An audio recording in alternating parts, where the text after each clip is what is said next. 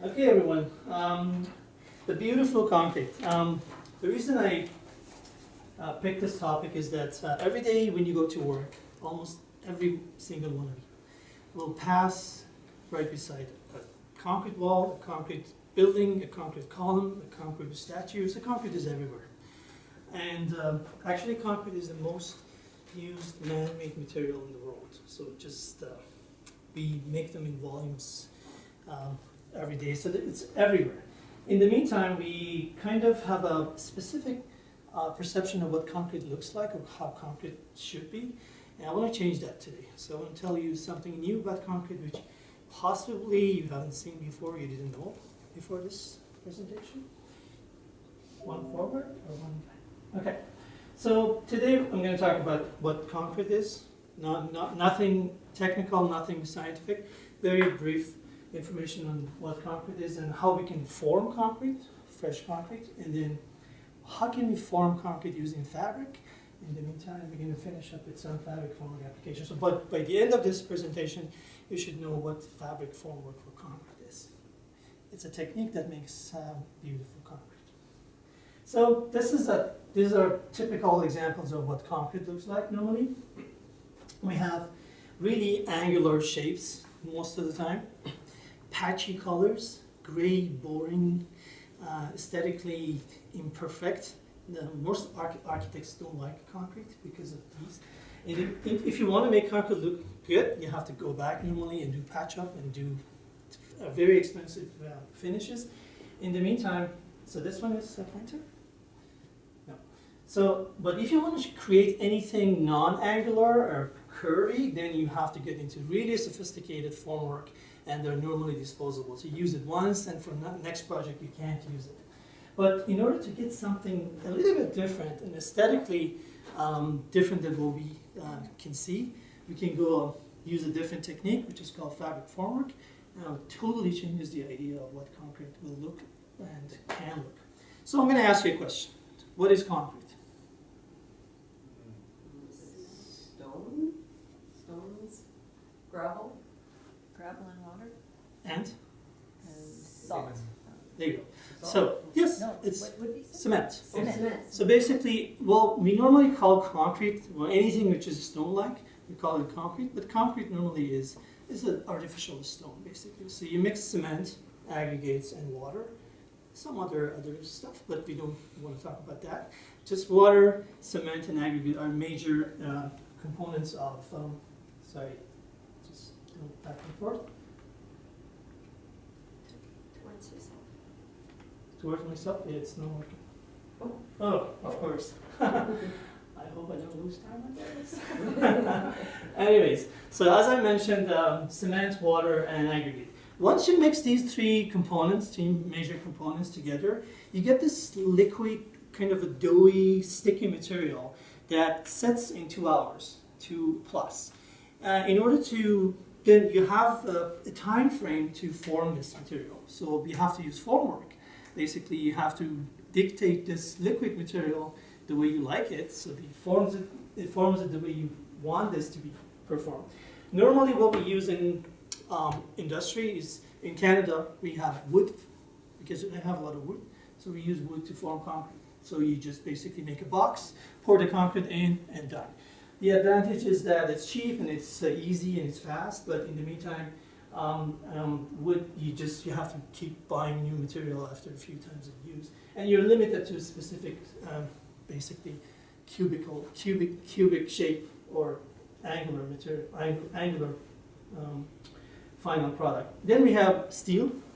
Steel can be used to form curves, but for any specific job, you have to basically make your formwork, and then the next job you can't use them unless you repeat the same thing. It's very heavy, and it basically corrodes. That's one of the major problems with steel. Plastic can be used to form concrete. Plastic is susceptible to ultraviolet, so it just breaks. It's very fragile, but in the meantime can give you some very interesting shapes, but the texture of concrete won't be as perfect as other techniques. And then sonotube or cardboard tube. You might say cardboard to form concrete. It's everywhere. Like any round column almost you see in the city, they use these cardboard formworks. So they put the cardboard, pour the concrete in. Well, don't get it wrong. The cardboard has wax layers and layers inside. It's the tensile strength of this material is very high, so it doesn't explode or anything.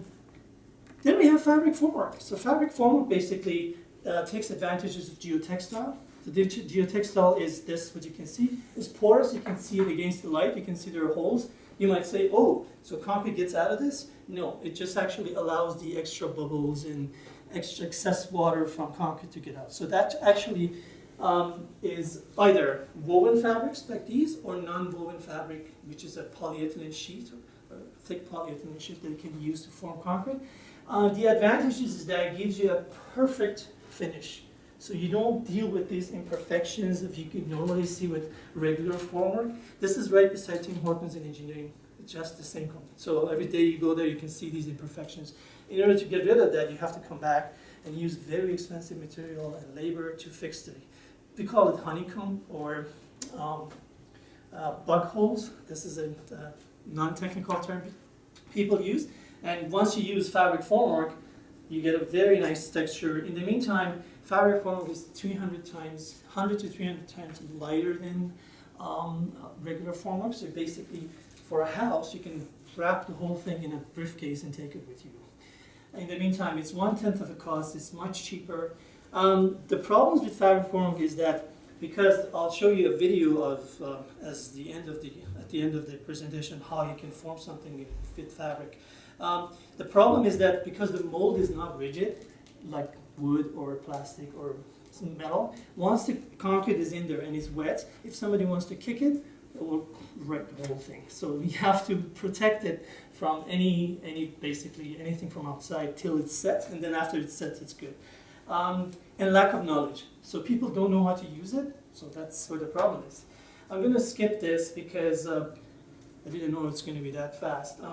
So if you have a pipeline and you want to secure your pipeline, you can have these mattresses, take them under the water and pump concrete into the mattress, and the mattress stays there for you.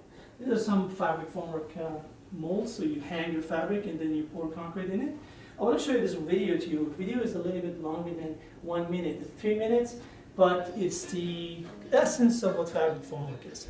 This is a company who's doing it commercially in Vancouver. 36 feet of cardboard tubes. Now down here I have 4 times that. This is Fatform's new product, Fast Tube. Fast Tube is easy to ship and store. In fact, 120 feet of this fits behind the seat of my truck. Cardboard tubes get damaged by moisture, so when you pour in the rain, you're going to get a fail. Fast Tube is manufactured from high-strength polyethylene, so you can set it up weeks before you pour. So why don't we set one up right now? Our Fast Tube has an alignment tab running down the length of the roll. I'm going to skip the video a little bit because we're running out of time, because I want you to see the end of it. So you only need basically one holding piece of wood to hold the formwork. Keeping the edge of our weld against the corner of our And then once you done that, ready for concrete. Our column every 2 feet. Place the nails 1 inch away from the fast tube to better grip the alignment tab. Then we trim off the bottom of our alignment tab so we can toenail our 2x4s. So it's totally free at the bottom. You don't worry about it. So we're ready for concrete. And then the order the concrete. So you need to basically support it in 2 different directions, south and say west. When pouring Fast Tube, insert the concrete hose halfway down the length of the column. The hydrostatic pressure of concrete forms the cylinder for you. You don't have to do anything about it. At the bottom, you just hold on to it. So once the concrete is in there, most people say it's gonna escape from the bottom of the mold, but it's not gonna happen. 6 inches of concrete. Fabric tension prevents concrete leakage. Then it's time to get rid of the mold. Fast Tube is stripped in seconds. Simply remove the 2x4s And like a band-aid, it comes off. and pull on your alignment tab.